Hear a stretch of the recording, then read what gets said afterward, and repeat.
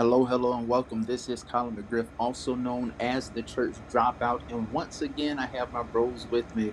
We're talking about men and relationships. And tonight's topic is a little bit, maybe a little touchy because tonight we're talking about what makes a man shut down in his relationship with his significant other. What makes a man shut down? So, with no further ado, I want to welcome in my brothers Pocky, my brother Chris, my brother Cam to the show with me. All right. So we're about to jump in. I want you all to get your seatbelts, buckle them in, because we're about to get a little, take off and get into some things on tonight. So with that being said, we want to jump right in. We're going to have Chris, we're going to have Pocky, and we're going to have Cam come in. All right. So here we go.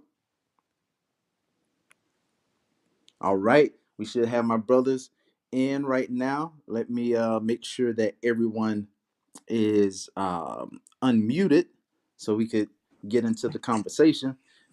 Is everybody here? Everybody, we good? Good, good. Yes, sir. Hey, man. All right, all right, all right, all right. Man, I think that we have a good one on tonight, fellas, because this is going to really, I think it's going to really help a lot of guys with understanding coming to grips with why they may shut down. I don't think that we think about why we shut down. I think we just kind of shut down, but I don't think it's like a reason, like we really put a reason why, like, I shut down because of this. And we don't know what that emotion is, and a lot of times, for the most part, I think generalized is a level of respect that every man desires. And when that level of respect may be, you know, Trial, challenged, challenge. yeah, Yeah. when it's challenged, I think that that's when we step into um, a different mode, and you see a different type of beast come out. All right, so um, what are you guys, as far as your experience, as far as some of the things that you all have been through, what do you think were some of the things that had you to shut down in your relationships? We're talking about, being with a significant other, being in a relationship where you're dating or married. So what were some of the things that made you just kind of shut down? What are some of your pet peeves and the things that you don't like that possibly could make you shut down, that some other men could have the same type of experiences? Anybody can take it on. We're not gonna have one person talking tonight. We're gonna everybody jump in, man. I don't care if we talking over everybody. Let's jump in. So what's your thoughts? What's your thoughts? Well, I mean, I'll just start off by saying I think with most guys, you said something about respect, right? And anybody, and this is with anything, like once you feel like you're being disrespected, you either gonna shut down or you gonna pop off. Like there's only really two things that happen when you disrespect it, and I don't care whether it's by your significant other, a co-worker, somebody on the street. There's two things: either you shut down, and probably you shutting down so you don't pop off, or you gonna pop off, right? So that's usually the thing. So when I say disrespect, I mean like, and I think it's important because we're obviously talking about significant others to understand your significant other and who they are. I give y'all examples all the time in the beginning, not really knowing Sandy for who she was, but the point was is like anybody, if a voice is raised to a level that I feel like is disrespect, if certain words are said, whether that's calling people out their names or curse words or whatever, some things don't even have to be curse words. It's just like if you feel like the button's being pushed, like if I got Right. a problem with my weight and you calling me a Right. fat boy, right? Yeah. And that's so now that level of disrespect pushes you to either again. And for me, I understand most men, that's what I'm gonna shut down before I pop off. Because if I pop Right. off, I then may go too far. yeah, exactly. And it's hard once you go there, it's hard to reel it back in. You know what I mean? So That's why a lot of times as men we do shut down, because you saving somebody from the real level of pop off, um, and we have to remember, even with the women being as strong as they are, they're still structurally made by God to Right. be emotional creatures. So they're emotionally driven, and your body language, your tone, your everything, kind of, it'll send them to a place where even after the waters are calm, they still a little, So I think as men, we shut down for that reason too, man. Just trying to safe zone it, as Pocky say, to keep us from really popping off and doing more damage than we want to. I think most men, we avoid conflict. We don't like the conflict, especially with our significant other, especially with who you say Right. you love, especially with your wife, your girl. Like, you don't want to fight with them. You know what I'm saying? So you avoid conflict. A lot of times, a woman will push that envelope with you sometimes, and you have to figure out a way, because what we doing, we thinking beyond what's happening right now. We thinking later, because a lot of times we want to have a good time later. We want to be cool later, and we can get over it fast. You know what I mean? Sometimes, in some cases, some men, not all, but most men can get over things a little fast, because you're with somebody that, especially when you're in a relationship to where you're not going anywhere. You don't have choices. You're married and you're not going anywhere. A lot of times you get over it because we're gonna be together tomorrow. It don't make no sense for me to be mad right now or for a long period of time. A lot of times women aren't the same. They may hold on to it for a while, and we have to kind of, buy flowers. We got to buy chocolate. We got to do different things. So instead of us going through all of that, a man would avoid that conflict, because we know everything that's going to follow behind the conflict right now. So a lot of times we just figure out how to be at peace. And like we were talking about this earlier, saying we kind of apologize fast. We'll say I'm sorry, and we mean it, because we don't want the conflict to carry on. So a lot of times men, we would avoid the conflict. I'm with it. I'm with it. I'm with it. So, um, with us avoiding the conflict, because a lot of times, like, just for instance, me myself, when I would shut down, you know, it's still. I think I'll just say it like this. I think that sometimes with us avoiding, we sometimes never get to a resolve, right? Um, because we're trying to avoid a situation. And I know for myself, it's still something that I'm working on. I just, yeah, whatever. But it's that same thing that's going to trigger me the next time. You get what I'm saying? And I'm trying to move past it. And I think that that's just us as men. Well, some men, you just, hey, like we talked about a few weeks ago. The food is right there. Like, why don't you just go and get Eat the the food. food? You got to tell a backstory on that. You can't just The food is right there, man. We were talking about how women, the food is right there. We're explaining that how sometimes women want to stay in their emotion at the time, right? And the guy just wants to get to the solution. And we're like, hey man, if the solution is, if the problem is you're hungry and we have food sitting on the table, us talking about how hungry we are doesn't compute to us. It's right. like, just go to the food, get the food. We don't have to talk about anything. Hunger doesn't even have to cross our lips, because we Right. have the solution right here. But a lot Right. of times women want to talk about why they're hungry and what they would like to eat because they are hungry. And I'm gonna just stop right there. So, And why we didn't eat last week? man, Man. and what we want to do is just, hey, get to the solution. But a lot of times when we're talking about disrespect, I think that even for myself, it seems as if there are times that I just allow things to continue to build. Have you all ever been there where you just kind of, you're not saying anything, or you're trying to brush past it just because you don't want the big explosion, but deep down that irritation is continuing to build on you, and now one day you just kind of let the your significant other have it, and it probably wasn't even something as big to let them have it the way that you did.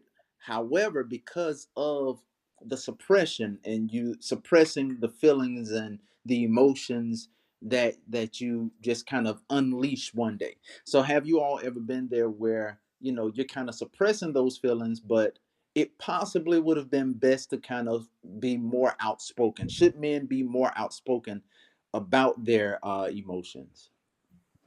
Yeah, Yes. yeah. I think it's funny you say. I think what happens a lot is because us as men, here we go again. The point of avoiding the confrontation is not the confrontation itself. It's what comes behind the confrontation. Yeah. The roar, the uproar, the Right. the whole show that comes behind it, because we just want to, and it's funny you say, we will let a problem continue as long as it's not quote unquote an argument or a blowout. So the problem ain't never been fixed, but Right. we ain't fighting, that's fine. Which it seems like it works, but it doesn't. It is actually the worst thing you could actually do, because what you're doing is just sweeping that stuff up under that rug. And eventually there's so much dirt up under that rug that it can't. And then now it all explodes out into something crazy. When again, and I think this just is a part of learning how to deal with conflict in relationships and communicating properly. And it's more so, again, the problem is the problem, but because we don't communicate effectively, us not communicating right is a bigger problem than actually whatever the problem was. So the problem is, hey, you're hungry, there's no food, but because we can't communicate about the food or the solution or whatever, that now the problem becomes us not being able to communicate and not whatever the problem was. So that's how I feel like a lot of stuff, yeah, it get because we would rather the problem be there as long as we ain't like, let's just not argue about it. Let's not scream, let's not fuss. I just Yeah. want peace. Like As we long as just, it ain't affecting my peace. there you go. My Long as it peace. ain't my Yeah, peace, yeah, yeah, yeah. we good. Listen, that's good too, because I think we sweep it under the rug, but like you said, it's to avoid that. But um, you learn with life and being mature and maturing into your manhood and your relationship with your spouse, that you evolve it, man. And we need to talk about these things. I remember when I was married, man. We would get mad at each other, and we could walk past each other 4 or 5 days in a row and just not say anything outside of good morning, good night. You know what I mean? And then, you know, that's not healthy for the relationship. You have to understand that, hey man, even though I may not be able to address it right now because the way I feel right now, I am going to say something or do something that will not, you know, be good for the long haul. Let's just take a chill for a minute. Mhm. You know what I mean? Because sometimes you have that woman. Well, I want to talk about it right now. I want to talk about it right now. You're like, hey, listen, we can't we can't talk about it right now. Let's just take a minute. Let me Right. have a moment, and we can come back and we can address it. Because with wisdom, I've learned. Like, yeah, everybody who know me. I'm gonna say what I want to say, pretty much whenever, however. You got that right. But but with maturing, it's like, okay, I want to take a step back and really realize, like, hey, this is the person I'm with. This is the person I love. We on the same team. I don't intentionally want to hurt this person, even though what I'm saying may hurt them. I want to still deliver it in a way that they don't feel intentionally attacked. You know what I mean? Right. So we have to address those issues. I want to say that. Like, we can't, you know, some things we can let slide and just, all right, it is what it is. But, you know, certain things, you know, even if we can't address it right now, man, we have to come back at some point and, you know, have a serious come to Jesus meeting about it. And, you know, and that's when the dialogue is important. I think Cam said it last time that communication is key. Effective communication is key. So we want to have that effective communication because we don't want to just be talking to be talking. You know, we want to get to the root of the problem so that, you know, we can have a resolution. But let me ask you this, Chris, before like Yeah. how often, because when you said something, I thought about it, like how often do we actually come back and revisit it? We rarely do. When you know when it's usually revisited, when it pop up, when the head The, pop back out again, the and next it's argument. it's the next argument. Cause and it's true. And the reason I'm saying I get like what you're saying is totally right. And I'm saying here while you're saying I'm like, that's true, but like how often do we actually go back and revisit that? Like Yeah, it so for me, I make it intentional for me now because okay. I am one to just I was one, let's say it like that. That I would just let it ride and ride and ride until, you know, I'm so, excuse me, pissed off till I can't, you know, Mhm. now I'm in a rage and I'm screaming and yelling and hollering versus me just kind of just Right. expressing to you what I genuinely felt so that you, because once you get to a certain, as men, you know, we reach a certain level and a certain tone that it commands attention from everything around us, you Mhm. know, and depending on your wife, it's gonna either make her do one or two things. She either gonna shut down or she gonna match that energy. Now we Right. both not achieving anything, but I try to do it as much as I can because I understand, like, hey, listen, I know me. I'ma shut down until it's boiling hot water and now it's spilling over the top of the pot. And can't nobody put their hand over here to turn it off, move it off the burner. I'm hot till I cool down. You know what I mean? So just knowing my dynamics, I kind of, and I'm just telling on myself, but I kind of like to, you know, simmer for a minute and then try and come back and address it. But you're right. Oh me, nah, man, we ain't addressing it till the next argument, and then that makes it worse because now it's like, well, why you ain't say nothing? Right. Right. Right. So Right. what we got to do as men, because what Pocket was saying is true. We don't necessarily revisit it a lot of times because if you revisit something that we swept under the rug, obviously we didn't get to the solution last time. What is going to happen usually is going to start the argument all over again. Mhm. So one thing that I try to do now is pick my times. Like we all know when our wife is in a good mood, or girlfriend is in a good mood. And we also know how to disrespect them, and we also know how to respect them. So we have to figure out a way to find that perfect time, which is never a perfect time, right? Find that time that they're in a good mood, they're happy or whatever, and then have the conversation. And what I think men need to do is be intentional about dates, right? So plan out some dates, plan out like 4 dates ahead, right? So if something is happening, you plan out a date to where it's a quiet little, nice little vibe, and you write out everything that y'all been dealing with, going through, whatever, and then you present that and say, "Hey, sweetie, this is what I want us to talk about. You know what I mean tonight. You can prepare your list or whatever, and then you go, and it'll be fun for her because now it's like, okay, this is what's on his heart. You put some things that are on her heart as well on your list, and then y'all have that conversation in a nice setting, intimate setting, which will be easier than just trying to get your point across during the argument because we have to think of inventive ways to get to our spouses because we're a little different these years. Our moms and grandmas, they was a little different than the women we're dating nowadays because a lot of women make their own money. They it's so many, and I'm gonna be real, it's so many toys out here, a man ain't needed.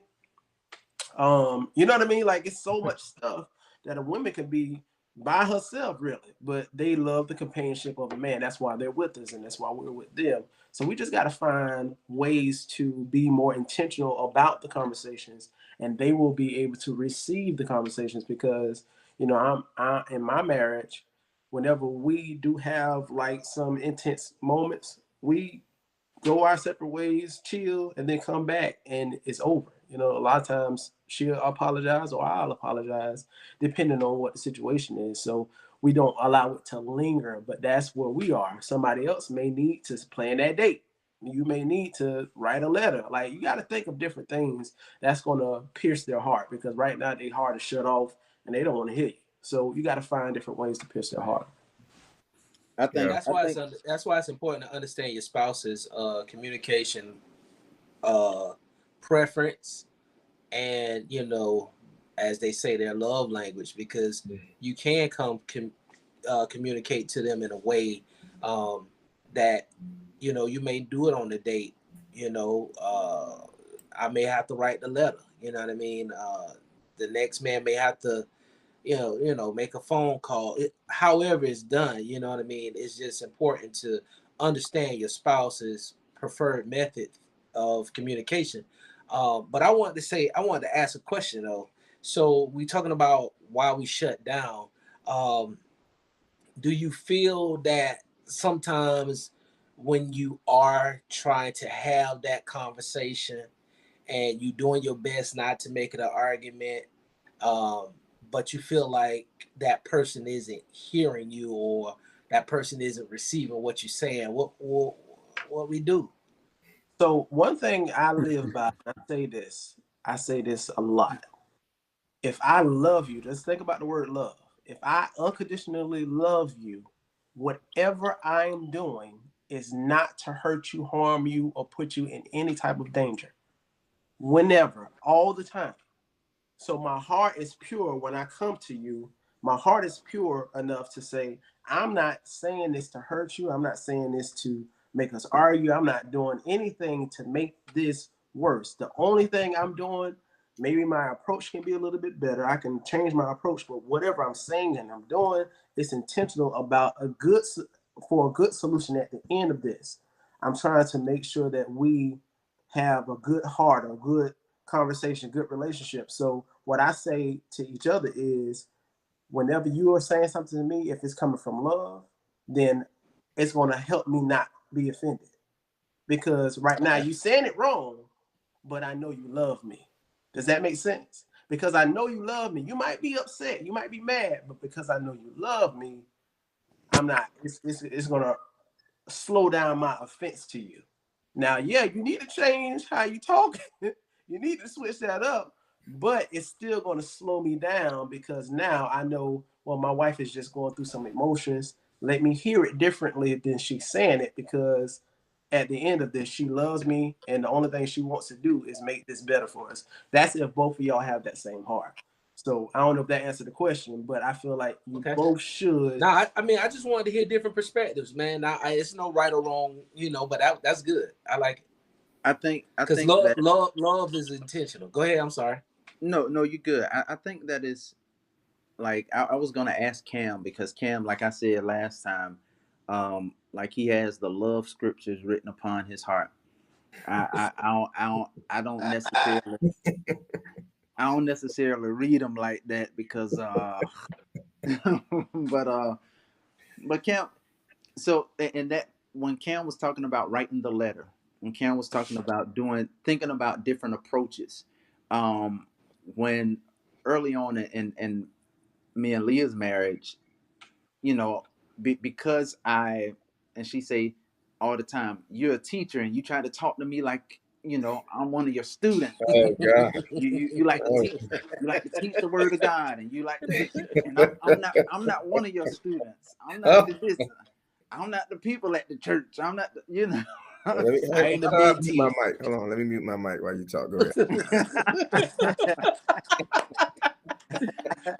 man.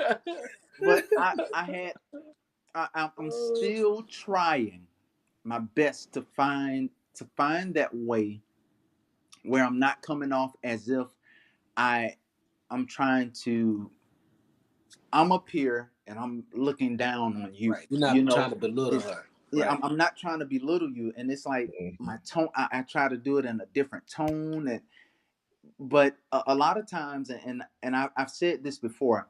I said, and she has revisited how I said what I said and the approach. And a few times, she looked at it and said, you know what? I was in a mindset of thinking that you automatically thinking that you were going to come off this way. That's what I was So gonna say. so Right. it's Yeah. the preconceived idea of what I already feel about you. And That's a why lot of that's why I said what I said. If you feel like I'm your best friend, if you feel like I'm your confidant, if you feel like I'm your safe haven, it'll be hard for you to just take offense fast. It'll be hard because you know that I love you. I know that you right, Right. love me. So your tone, your approach, and this, I'm telling you, this will really help you. Like people feel like you gotta argue, you don't have to do that. Your tone and your approach can be loud and it can be like a mouse. Both of them are different tones, and the lion roaring is one way and the mouse is another way. But both of them can be mean too.